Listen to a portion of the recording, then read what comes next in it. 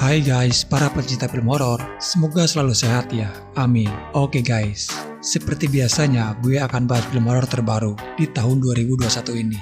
Gue jelasin secara singkat dulu guys, agar kalian tidak gagal paham. Film ini menceritakan mereka yang ingin membuat konten viral demi untuk upload ke sosial media. Mereka rela melakukan hal keji dan bahkan menghilangkan nyawa seseorang. Tapi yang jadi catatannya, mereka membuat sedemikian rupa hingga terlihat kejadian ini seperti alami. Oke, kita langsung saja guys. Jangan lupa pakai earphone kalian. Enjoy. Di awal film kita diperlihatkan ada seorang wanita yang diikat di sebuah meja. Mulutnya dibungkam dan dipenuhi dengan darah. Lalu datang seseorang berpakaian hitam dengan membawa martil besar dan langsung memukul kepala wanita itu hingga pecah. Lalu film pun dimulai.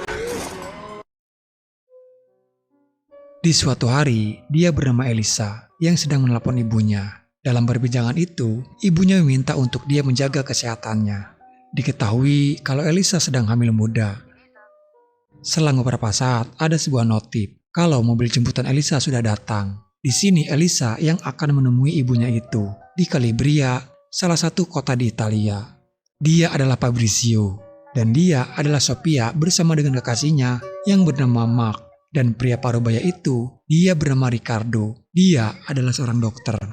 Fabrizio ini adalah seorang supir, seperti semacam mobil travel yang antar jemput penumpangnya itu. Dan Fabrizio juga sangat terobsesi ingin membuat film.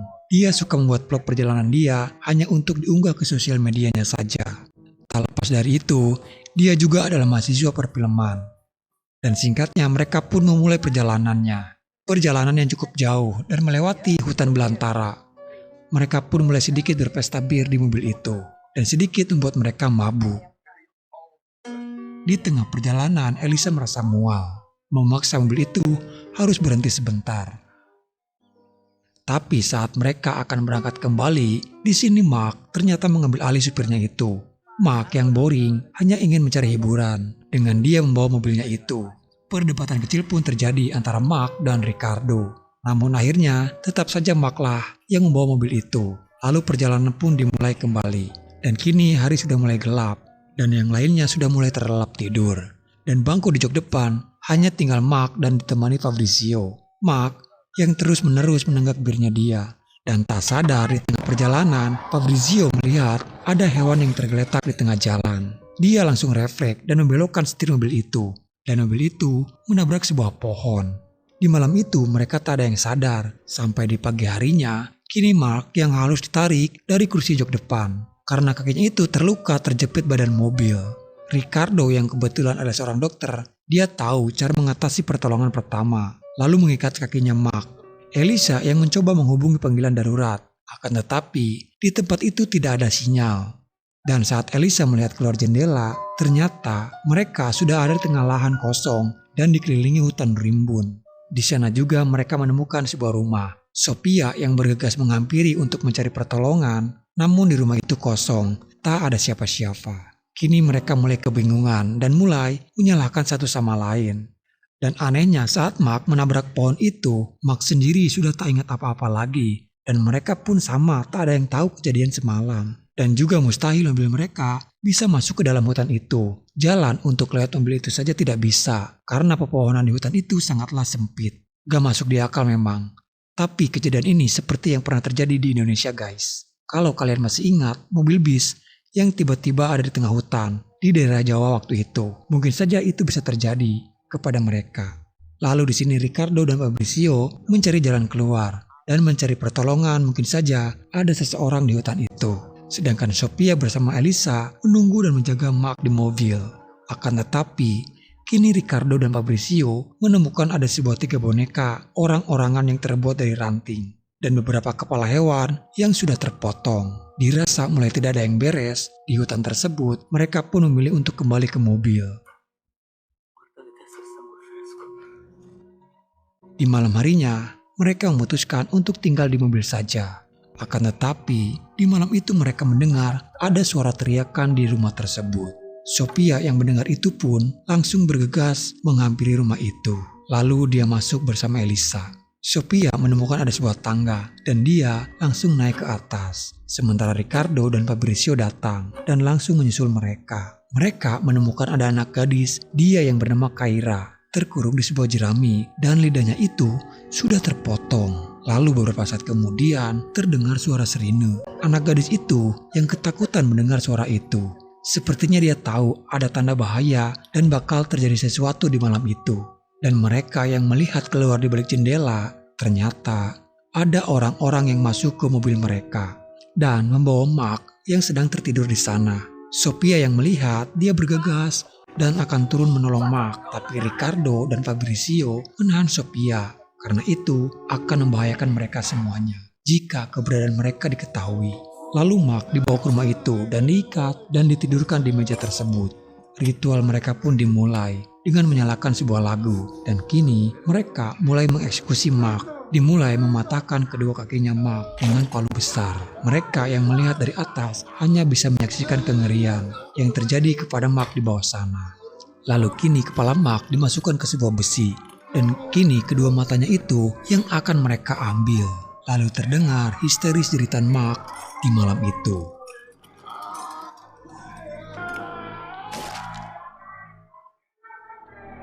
Mayat Mark lalu dibawa pergi, tapi untungnya keberadaan mereka tidak diketahui.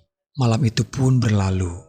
Di pagi harinya, kini Sophia yang sangat terpukul atas kematian kekasihnya yang harus tewas secara tragis. Dan mereka pun berencana akan pergi dari tempat tersebut dan menyusuri hutan belantara.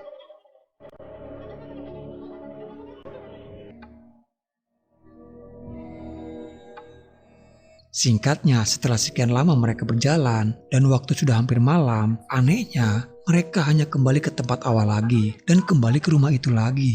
Tapi mobil mereka itu yang kini menghilang. Fabrizio yang sebagai petunjuk arah pun merasa kebingungan. Mereka hanya berputar-putar saja di hutan tersebut. Kini mereka benar-benar dibuat menjadi gila dan dibuat putus asa. Ricardo pun sampai berharap ini hanyalah sebuah mimpi buruk saja dan menganggap ini tak nyata. Saking terlalu stresnya dengan kondisi keadaan mereka sekarang. Fabrizio menemukan bir itu yang masih utuh. Setidaknya mereka masih menyisakan bir untuk mereka. Lalu mereka pun memutuskan untuk kembali menginap di rumah itu lagi. Karena di luar sana akan sangat berbahaya.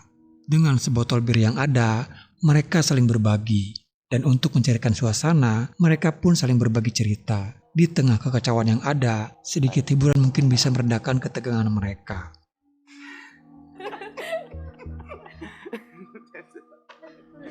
Dan sampai pada akhirnya mereka pun dibuat tak sadar. Dan di malam itu, Elisa yang terbangun karena suara alarm itu. Dia keluar dan terlihat kini sudah banyak orang-orang di luar sana yang sedang melakukan ritual. Dan kini Sophia dan Ricardo dan juga Kaira yang diikat dan akan dijadikan tumbal. Fabrizio yang dia masih selamat, dia menarik Elisa masuk ke rumah. Lalu menutup dan mengunci pintu itu. Orang-orang itu kini melakukan ritual. Dan teman-teman Elisa itu kini yang menjadi persembahannya. Ricardo yang dipotong kupingnya, sementara Sophia yang dicongkel matanya itu. Lalu mereka pun dibunuh dengan digorok lehernya. Elisa yang melihat di balik jendela hanya mampu pasrah melihat teman-temannya itu yang sedang disiksa. Fabrizio yang coba menenangkan Elisa dan memeluknya. Namun di sini Elisa melihat botol bir itu dan mulai merasa curiga bir itu yang sudah dicampuri obat bius. Dan kenapa juga Fabrizio tak pernah minum bir itu. Tapi Fabrizio meyakinkan Elisa dia pun tak tahu apa-apa. Dia hanya ketakutan sekarang. Sebenarnya Elisa mulai kembali percaya kepadanya. Namun terdengar ada suara mikrofon itu di dekat kupingnya Fabrizio. Elisa lalu menarik mikrofon yang ada di telinganya Fabrizio. Dan di sini terungkap kalau memang ini semuanya adalah skenario Fabrizio. Entah bodoh atau amatir, tapi terlihat noob guys untuk jadi pembunuh berantai. Lalu datang orang-orang itu yang kini membawa Elisa. Di pagi harinya kini warga di tempat itu dan Elisa yang duduk di kursi dengan tangan dia yang sudah dipaku ke kursi tersebut. Mereka mulai pesta makan-makan dengan spaghetti dan ditaburi daging manusia yang semalam mereka sembelih. Tapi sebelum menyantap hidangan, mereka disuguhkan lagu-lagu dan terlihat ada seorang wanita. Diketahui kalau dia adalah salah satu mafia di Italia. Setelah musik itu selesai, mereka pun bersulang dan mulai menyantap hidangannya. Lalu tak lama pun datang mobil polisi.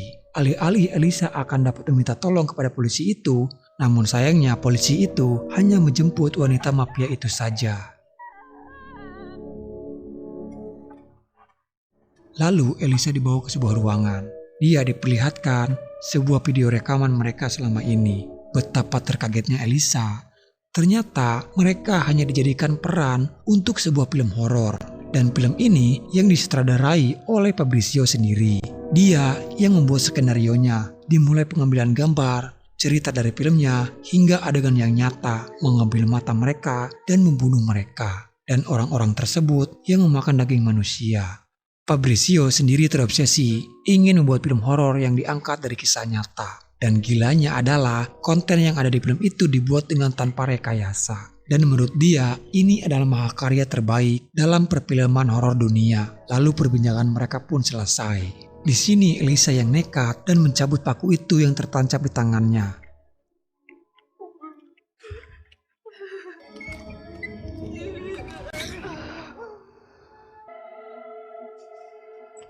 Elisa berhasil keluar dan dia masih ingat kepada Chiara. Dia mencari keberadaannya. Elisa yang mendengar suara dari Fabrizio, dia mencoba mengintip di balik kaca mobil. Dan terkagetnya Elisa, ternyata Chiara sendiri adalah adiknya Fabrizio. Dan Chiara sendiri ikut dalam pembuatan film itu. Chiara berpura-pura menjadi korban dan berpura-pura lidahnya itu terpotong. Adik kakak yang gila, hanya sebuah film mereka melakukan kekejian terhadap orang-orang yang tak bersalah. Dan saat Chiara akan kembali berakting, kini Elisa yang memakai topeng dan menodongkan senjata itu kepada Chiara. Dan bang, Chiara yang terpental akibat tembakan dari Elisa. Dan kini Fabrizio yang keluar mencoba menghadang, namun dia juga terkena tembakan di kakinya itu. Dan kini dia yang dijadikan konten film horor. Elisa merekam adegan itu.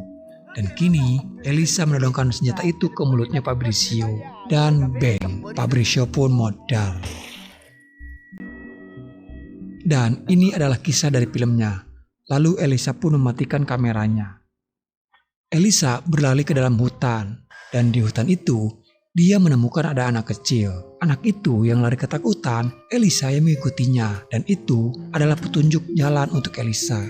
Dan akhirnya Elisa pun berhasil keluar dari hutan tersebut. Dan ternyata mereka ada di kawasan area militer. Elisa akhirnya menemukan sebuah pantai. Yang di sana juga banyak orang-orang yang sedang liburan. Elisa menjadi pusat perhatian pengunjung. Lalu film pun selesai. Oke guys, jadi itulah alur cerita film yang sangat miris. Demi hanya untuk sebuah film agar terlihat keren, sang sutradara rela melakukan cara yang keji untuk mendapatkan sebuah adegan yang terlihat nyata. Dan pada kenyataannya memang nyata. Semoga kalian suka dan terhibur. Dan jangan lupa like, komen, dan subscribe ya. Salam dari saya dan bye-bye.